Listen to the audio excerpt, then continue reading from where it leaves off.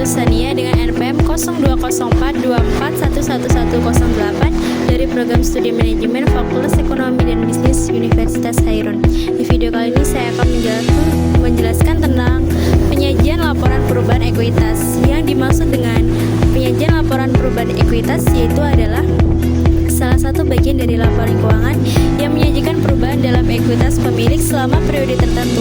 Laporan ini berfungsi untuk menunjukkan penyebab perubahan ekuitas seperti laba bersih, investasi tambahan, atau penarikan modal oleh pemilik. Tujuan dari laporan perubahan ekuitas yang pertama adalah memberikan informasi tentang perubahan ekuitas perusahaan selama periode tertentu. Yang kedua yaitu adalah menyajikan rincian faktor-faktor yang mempengaruhi ekuitas seperti laba bersih, dividen, atau kontribusi modal. Yang ketiga adalah membantu pemangku kepentingan seperti pemilik, investor, kreditor dalam mengevaluasi kinerja dan posisi keuangan perusahaannya. Yang keempat yaitu adalah memastikan kepatuhan terhadap standar akuntansi keuangan atau SHK. Komponen utama dalam laporan perubahan ekuitas yang pertama adalah saldo awal ekuitas, seperti jumlah ekuitas pada awal periode diambil dari laporan keuangan periode sebelumnya. Komponen yang kedua yaitu adalah laba atau rugi bersih, yaitu laba atau rugi bersih dari laporan laba rugi periode berjalan. Komponen yang ketiga adalah tambahan modal atau setoran pemilik investor, investasi tambahan yang disetorkan oleh pemilik atau pihak investor baru. Komponen yang keempat adalah penarikan modal, pref atau dividen, yaitu pengurangan ekuitas akibat penarikan oleh pemilik atau pembagian dividen kepada pemegang saham. Yang kelima adalah saldo akhir ekuitas, yaitu jumlah ekuitas setelah semua penyesuaian dilakukan menjadi ekuitas awal untuk periode berikutnya.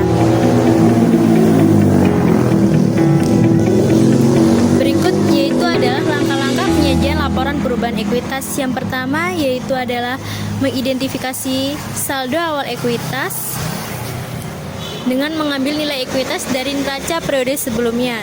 Yang kedua adalah tambahkan laba atau rugi bersih dengan mengambil data dari laporan laba rugi periode berjalan.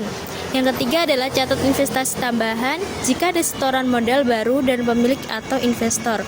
Yang keempat adalah kurangi penarikan modal atau dividen. Catat pengurangan ekuitas akibat penarikan pribadi pemilik atau pembagi dividen. Yang terakhir adalah hitung saldo akhir ekuitas.